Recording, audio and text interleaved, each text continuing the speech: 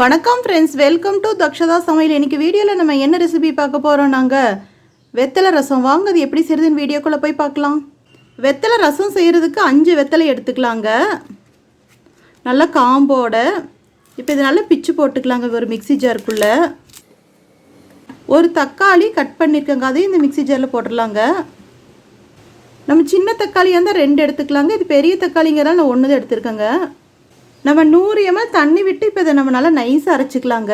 பாருங்கள், நம்ம நல்லா அரைச்சி எடுத்துட்டோம். இந்த மாதிரி தான் இருக்கும். ரசம் செய்கிறதுக்கு அடுப்பில் ஒரு கடாய் வச்சுக்கலாங்க. நம்ம அரைச்சி வச்சுருக்கிற இந்த வெத்தலை தக்காளி பேஸ்ட் இதுக்குள்ளே போட்டுடலாம். அதுக்குள்ளேயே 1/2 லிட்டர் தண்ணி விட்டுக்கலாங்க. அடுப்பு இப்போ மீடியம் ஃப்ளேமில் தாங்க இருக்குது. பாருங்கள், ரசம் நல்லா கொதிச்சு வந்துட்டுருக்கு. இப்போ நம்ம அதில் 7 பல் பூண்டு சேர்த்திக்கலாங்க. ஒரு கைப்பிடி கொத்தமல்லி இலை தண்டோட தான் போட்டுக்கணுங்க. உப்பு தேவையான அளவு, 1/4 டீஸ்பூன் மஞ்சள் பவுடர், எல்லாம் நல்லா மிக்ஸ் பண்ணி விட்டுக்கலாங்க. 1/4 டீஸ்பூன் வரமிளகா பவுடர், 1 டீஸ்பூன் ரச பவுடர், 1/2 டீஸ்பூன் குருமிளகு பவுடர் இடிச்சது மிக்ஸ் பண்ணி விட்டுக்கலாங்க. ஒரு கைப்பிடி கருவேப்பிலை இலை எல்லாமே போட்டு மீடியம் ஃப்ளேமில் 5 நிமிஷம் கொதி வரட்டுங்க.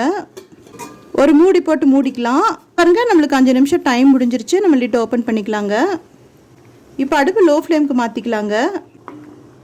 நம்மளோட வெத்தலை தக்காளி எல்லாத்தோட பச்சை வாசமும் போய் ரசம் நல்லா ரெடி ஆயிடுச்சுங்க. இப்போ இதை எடுத்து நம்ம கொஞ்சம் நேரம் செப்பரேட்டாக வச்சிடலாங்க. ரசம் தாளிக்கிறதுக்காக அடுப்பில் ஒரு தாளிப்பு கரண்டி வச்சுக்கலாங்க. அதில் 1/2 டீஸ்பூன் நெய் விட்டுக்கலாம். பாருங்கள், நம்மளுக்கு நெய் ஹீட் ஆயிடுச்சு. 1/4 டீஸ்பூன் கடுகு சேர்த்திக்கலாம். கடுகு பொரிஞ்சதுமே 1/4 டீஸ்பூன் சீரகம் சேர்த்திக்கலாங்க. அந்த நெய்க்குள்ளேயே ஒரு பிஞ்ச் பெருங்காய பவுடர் சேர்த்துக்கலாம். 2 வரமிளகா, 4-5 சின்ன வெங்காயம் பொடி பொடியாக கட் பண்ணிக்கோங்க, அதையும் சேர்த்துக்கலாம். பாருங்கள், எல்லாமே சேர்த்து நல்லா வதக்கிட்டோம். இப்போ நம்ம ப்ரிப்பேர் பண்ணி வச்சுருக்கிற அந்த ரசத்தில் கொட்டிடலாங்க. நல்லா மிக்ஸ் பண்ணி விட்டுக்கலாங்க. இப்போ அடுப்பு ஆஃப் பண்ணிடலாங்க. அவ்வளோதான், நம்மளுக்கு இப்போ வெத்தலை ரசம் சூப்பராக ரெடி ஆயிடுச்சுங்க. நம்ம சேனல் பிடிச்சிருந்தா லைக் பண்ணுங்கள், கமெண்ட் பண்ணுங்கள், ஷேர் பண்ணுங்கள், சப்ஸ்கிரைப் பண்ணுங்கள்.